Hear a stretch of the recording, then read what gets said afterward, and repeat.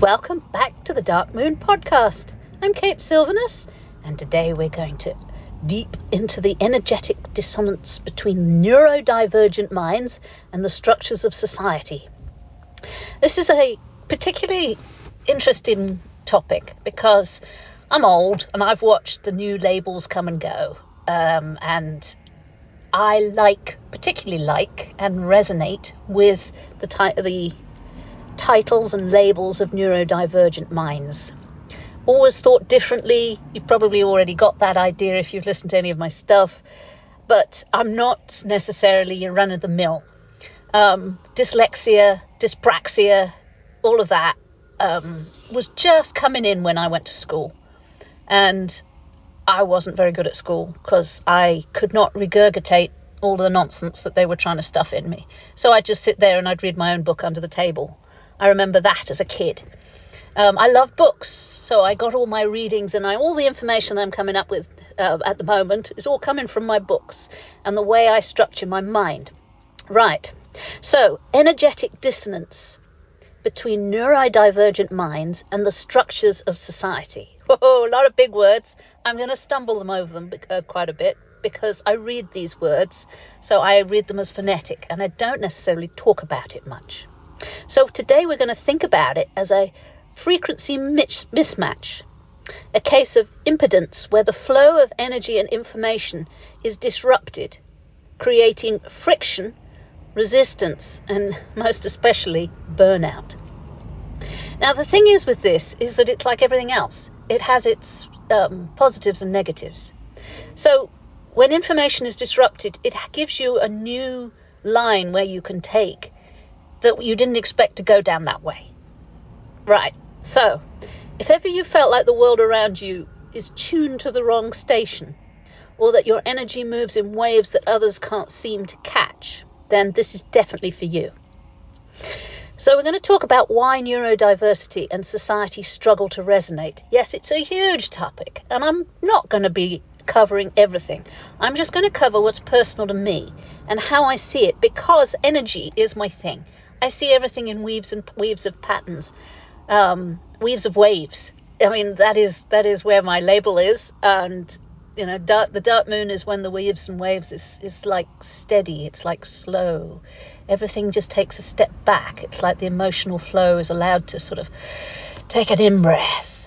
That's why this is the Dark Moon podcast, because it's like an in-breath. Okay, let's have a look and see where we are and where we'd like to go.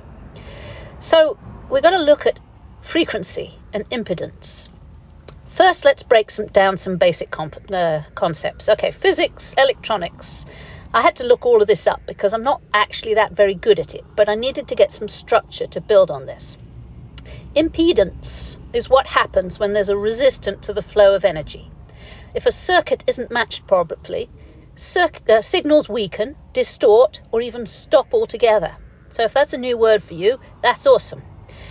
The same principle applies to human interaction and societal systems. Okay, so we're looking at, basically, we ain't matching the world around us. That's actually all you need to know about the word impedance. It does not match. Impedance.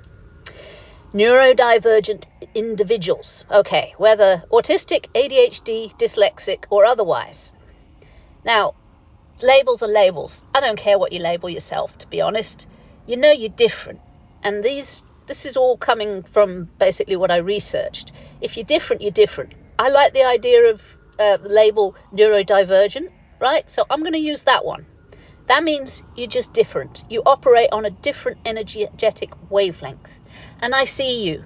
I see the people that are struggling with the wavelengths. I've seen my parents, my children, friends, family, all of it, struggling with the wavelength that they're meant to be on and that the society around them would like them to be on. And then I look at the people that aren't struggling and I think, wow, gosh, that's a superpower. But their cognitive and sensory processing may be faster, slower, or more intense, or more diffused than the neurotypical standard. But society has its rigid structures, and standard expectation and uniform pace is tuned to a single frequency, one that doesn't account for this diversity. The result? Friction, miscommunication, and most of all, exhaustion. Now, I do think that when these labels start coming in more, when my age group sort of start fading away, I think there is more chance for the structures to start being dissolved and reforming into something less uniform, because it doesn't fit us all. I don't care what race, colour or creed you are, but different races, different colours, different creeds have different wavelengths. So it is a matter of finding where your wavelength is. Okay, so how society's frequency disrupts neurodivergent energy. It's like a massive thing right now. How does it manifest in daily life? So how does it look to you? So the sensory overload and signal distortion. Imagine a radio trying to pick up multiple stations at once, all blaring at the same volume. I hate radio. I can't listen to it anymore. It just annoys me. It's like fingers down a blackboard, that noise. That's what sensory processing differences can feel like. Society's environments, loud offices, bright lights. The bright lights are hurt like heck. You walk into a shop, big supermarket. I'm wearing a hat just to keep the lights out of my eyes. Constant social chatter. That I can deal with, but if you're trying to have a conversation while there's background chatter on, I can't figure out who's talking and where. Amplifying this static, making it harder for neurodivergent people to focus or functioning optimally. Now, I'm in my 50s, okay? I've had this problem all my life and I've had to deal with it, okay? So coping mechanisms. Coping mechanisms is the way through this. You have to learn to cope. You can't expect the world around you to change for you. You change for the world. And that's how it's always been. And I can see how they're trying to struggle with this. So non-linear thinking, it is a different way of being. And linear systems. Many neurodivergent minds process information in spirals. Well, of course we do. I love the spiral. I can work out spirals, networks, and leaps. Yes, intuition leaps. So I will leap straight to the conclusion. Now, that conclusion may or may not be wrong, but I still make leaps rather than straight lines. The world demands step-by-step procedures, standardized tests, and corporate hierarchies. I've never managed that. I can't leap that far. I cannot be in part of a structure. I have too many impulses that are sort of shoved to one side. So when energy is forced into the wrong format, it loses power. Like trying to run a high wattage device through a low capacity circuit. Social resonance and dissonance. So you think about harmonics in music. Some frequencies naturally blend while others clash. Neurodivergent individuals often communicate on a different wavelength. My mum and I can finish each other's sentences. I mean, we don't always get on, but she knows what I'm saying before I finish saying it, and vice versa. I've had to train myself very, very, very hard to let people finish their sentences. That's one of the main things that I've had to do, because I know what you've just said, I know what you're saying, I know what you've just thought, but I have to let you say it because it's important to you, and if I cut you off halfway through, I'm being rude. So deep, direct, hyper detailed, or completely abstract. I've had a conversation with somebody who was amazing. I think neurodivergent was just the tip of the iceberg. This young girl, we talked on so many different levels. It was just beautiful. And she forced me into talking faster, clearer, better. And it was like a communication download. And I have never found anybody else like that who can talk to me and I can actually respond on that level. Most of the time, I'm having to dumb myself down. Slow myself down. Now, that's not everybody's faults. That's not the world's fault. That's my fault. I'm the one who's out of dissonance. Misalignment. So, dissonance is not fun. Dissonance. It's a dance. It's where everything doesn't meet. Now, I believe there are solutions to this, but the cost is huge. When impedance occurs, energy is lost as heat, static, or even burnout. I've burnt out quite a few times.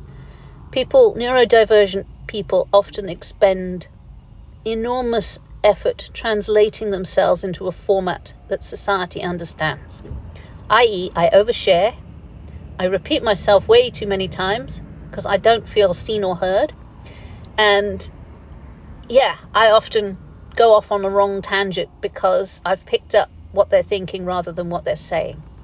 And I have to slow down. And by the time they've finished, I'm on 3 or 4 different sentences down the line.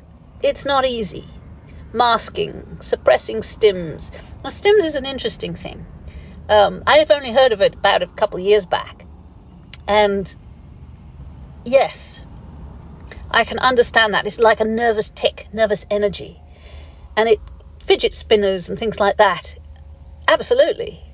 This is showing that society is actually bending slightly.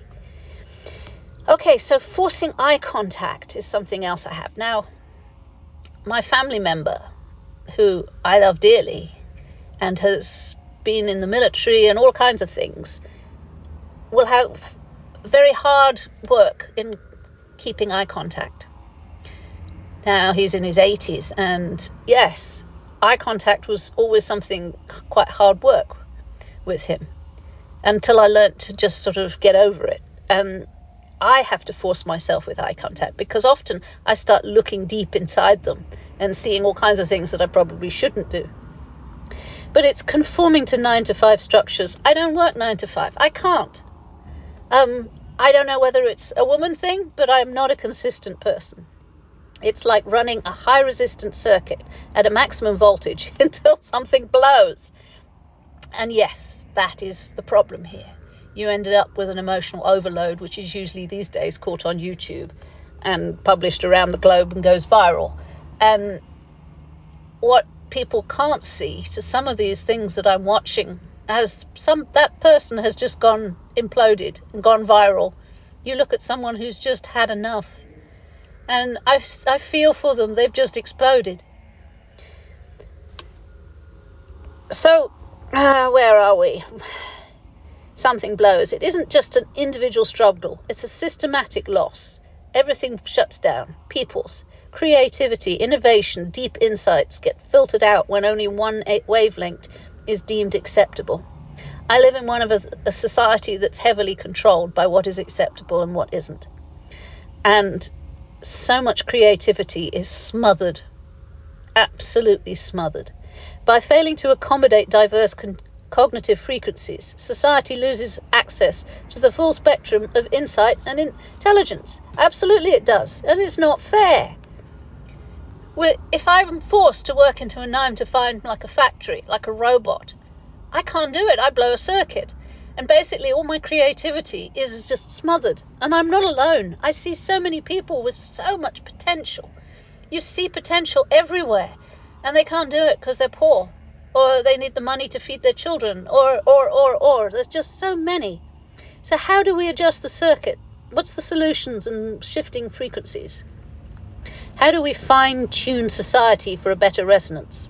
Flexible environments. We're getting there, sort of, maybe. Okay, workplaces and schools that embrace different sensory and cognitive needs. I feel that they've made an effort here, but they've kind of gone off at the deep end sometimes. Quiet rooms, remote work options, alternative learning methods. These are not luxuries, they're necessary adjustments. Energetic awareness. This is why I do my podcasts. Understand that some people process in bursts, others in steady waves, and some in scattered patterns that can help shift our expectations. Let's move away from rigid productivity measures and towards flow-based working and learning. I would like people to become more aware of their energy and what it's doing with it. I have a new website up called weavesofwaves.life. And I'm putting together things and methods, guided meditations. I've got readings on there. I'm putting together all kinds of things to help people move towards energy awareness. Because so many people are stuck. And it's not just a neurodiversity thing. It's It's like, let it flow. But I can't work on a constant basis. I'm not going to put out live content 3 times a day. All of the, right, you got to do this, you got to do that. It's like, no, it'll happen when I'm ready for it to happen. And I've finally said no to a lot of the marketing things that is just wrong for me. So authentic communication, things that feel wrong, it is wrong, okay? For you, it's wrong. I can't sell my soul for a marketing deal. I'm not going to do half the digital marketing. You know what I hate about them the most? The landing pages where you have to scroll down. You just want to know the bloody price. Just give me the price, right? But you can't. You just scroll, and then it's like £999. You think, get lost. Authentic communication across the board. Stop this rubbish. Because forcing neurodivergent people to conform into this pattern of, we see through it too much. We should normalize multiple communication styles. Directness, absolutely. Parallel play, text-based interactions. There's so many ways to speak that don't rely on neurotypical scripts. Self-regulation over compliance. Instead of demanding conformity, we should focus on empowering people to regulate their own energy. This is the fundamental point of why I put my things out here. I can't afford to eat. I've managed to sort of get my website up and going, but I'm not earning a penny yet. Maybe one day I will. But there are so many ways to do this. And it's like, yes, we should focus on empowering people to regulate their own energy. We need to support more breaks, movement, deep focus time, meditation, nature, whatever it is that rocks your boat. We need more of it. The world's not broken and neither are you. That's the thing here. The issue isn't that divergent minds don't fit. It's the system wasn't designed to accommodate different frequencies. But just as technology advances to reduce the impedance in our electrical circuits, we can evolve socially to create more harmonious interactions. And that is a wonderful phrase, harmony. Harmony within each other. So if you've ever felt like you've been tuned to a different station, remember you're not alone. There are others vibrating at your frequency waiting to connect. Let's shift the paradigm together. Thanks for tuning in to the Dark Moon podcast. If this episode resonated with you, please share it, subscribe, and join the conversation. Until next time, keep your energy flowing and keep your frequency high.